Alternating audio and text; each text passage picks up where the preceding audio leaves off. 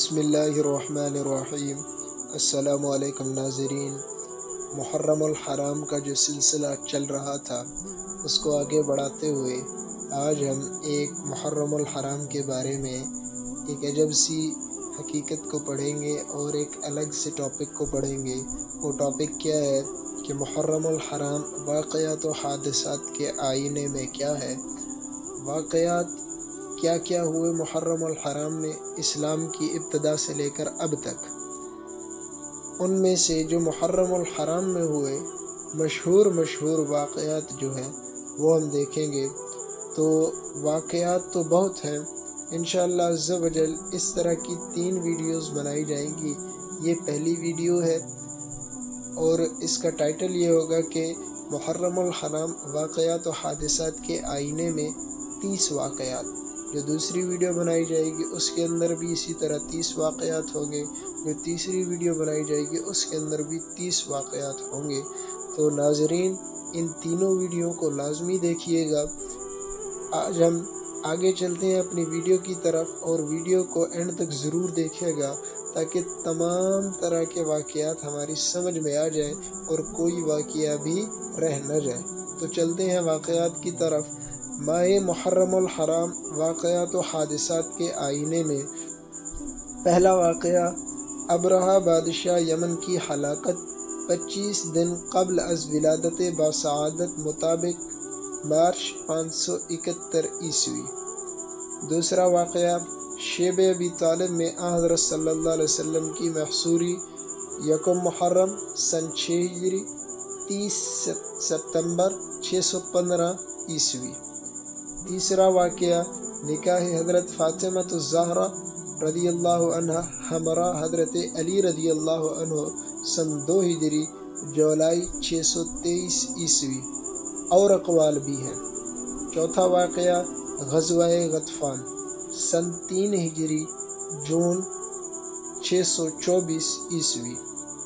پانچواں واقعہ نکاح حضرت ام کلثوم رضی اللہ عنہ بنت رسول صلی اللہ علیہ وسلم ہمراہ حضرت عثمان رضی اللہ عنہ جولائی 624 عیسوی۔ قول دوم جو ہے وہ ربیع الاول ہے۔ چھٹا واقعہ سریہ ابی سلمہ مخزومی رضی اللہ عنہ جو سن 4 ہجری 13 جون 625 عیسوی میں ہوا۔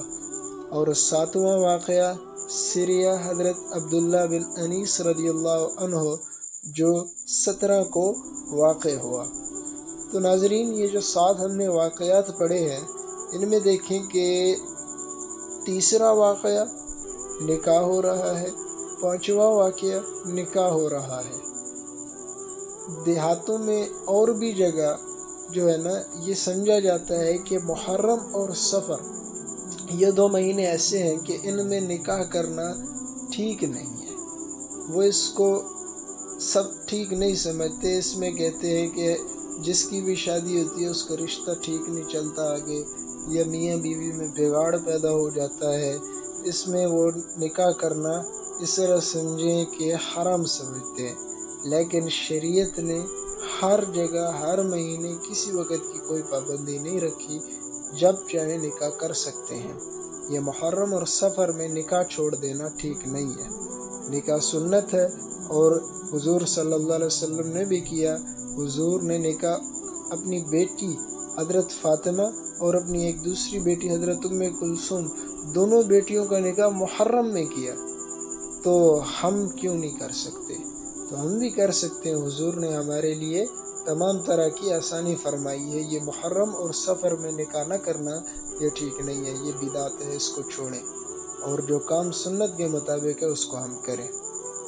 آگے واقعات کی طرف چلتے ہیں۔ 8واں واقعہ سریہ حضرت محمد بن مسلمہ انصاری رضی اللہ عنہ جو 10 واقع ہوا سن 6 ہجری میں 1 جون 627 عیسوی میں۔ 9واں واقعہ سلاطین کو دعوت اسلام 1 میں واقع ہوا سن 7 ہجری میں 11 مئی 627 عیسوی میں۔ 10واں واقعہ غزوہ خیبر جو سن 7 ہجری میں اور مہینہ مئی کا تھا انگریزی لحاظ سے۔ 11واں واقعہ مراجعت مہاجرین حبشہ از حبشہ۔ 12واں واقعہ وفد اشعریین کا قبول اسلام جو سن 7 ہجری جون میں واقع ہوا۔ 13واں واقعہ نکاح حضرت صفیہ رضی اللہ عنہ ہمراہ سید عالم صلی اللہ علیہ وسلم محرم سن 7 ہجری جون 628 عیسوی۔ 14واں واقعہ غزوہ وادی القرا و یتما۔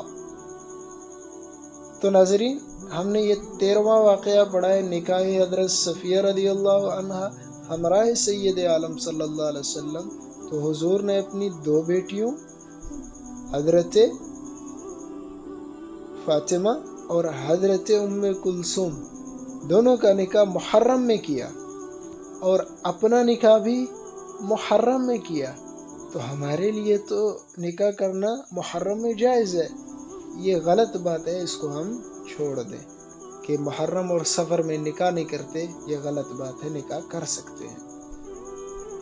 آگے 15واں واقعہ لیلۃ التعریس و قضاء نماز فجر، یہ جولائی میں واقع ہوا۔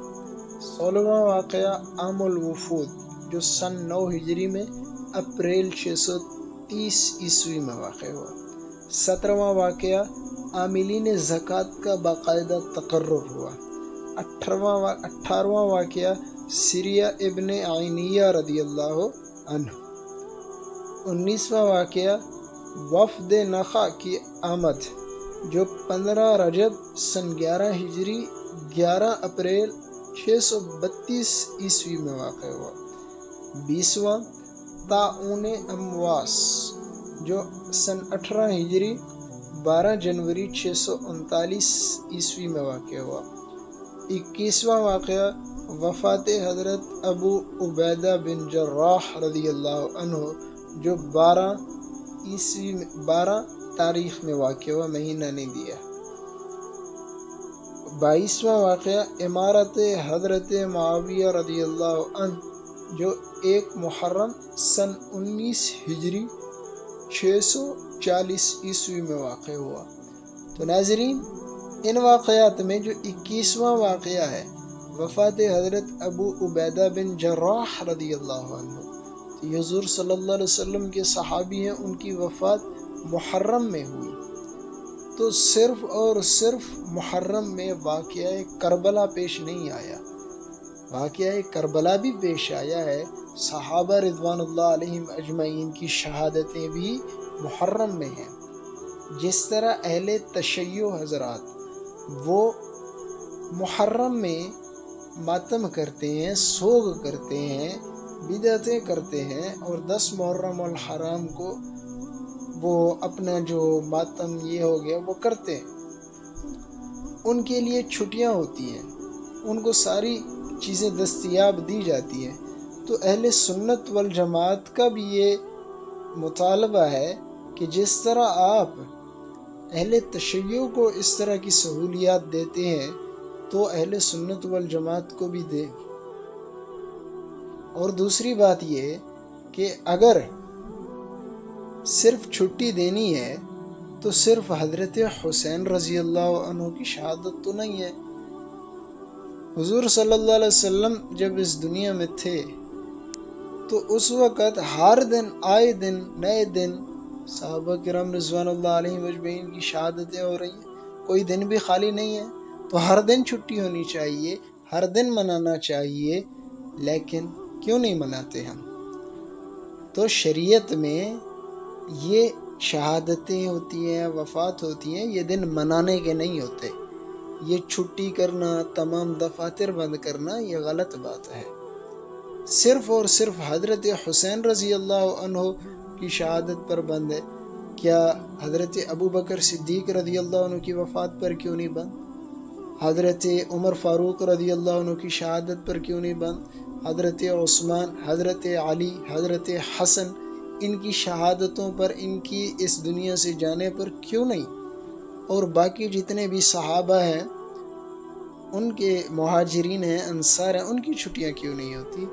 تو عزیزان محترم، جو عہدے دار ہیں، حکومت میں ہیں، وہ بات پہنچائیں کہ چھٹیاں کرنی ہیں تو صرف اور صرف حضرت حسین رضی اللہ عنہ کی شہادت پر نہیں، تمام پر چھٹیاں کریں۔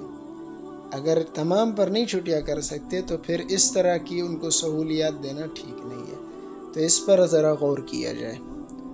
اس کے بعد جی آپ آگے چلتے ہیں۔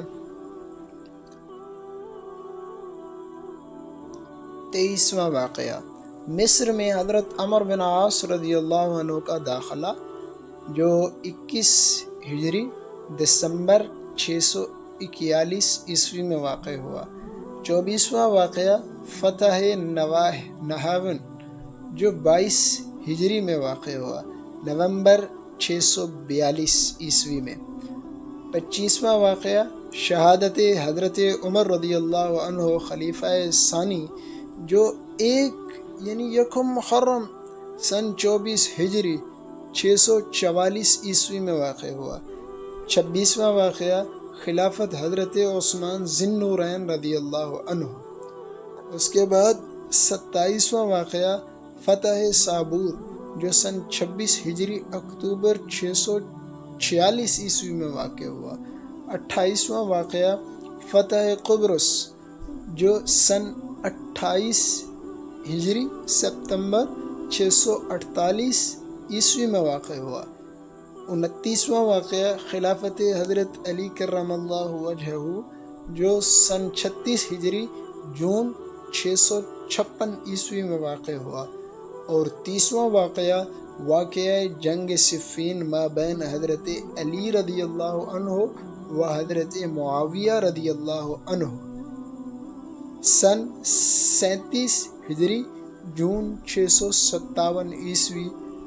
قول ایک دوسرا بھی ہے، وہ 10 صفر ہے۔ تو ناظرین، ہم نے 25واں واقعہ پڑھا ہے، شہادت حضرت عمر خلیفہ ثانی رضی اللہ عنہ۔ تو یکم محرم الحرام کو ان کی شہادت ہے۔ تو کتنے ایسے لوگ ہیں جنہوں نے یکم محرم الحرام کو یاد رکھا ہے کہ حضرت عمر رضی اللہ عنہ کی شہادت ہے؟ یا کبھی ہم نے یہ سنا ہے کہ حضرت عمر رضی اللہ عنہ کی وفات شہادت کے دن منایا گیا ہو؟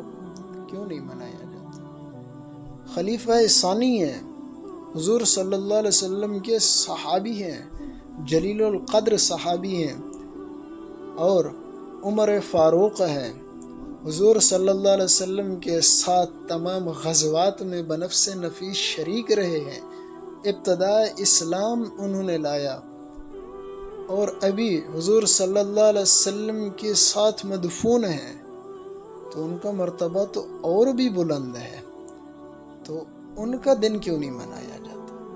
منانا ہے تو سب کا منائے، نہیں مناتے تو سب کا نہ منائے، پھر کسی کا نہ منائے۔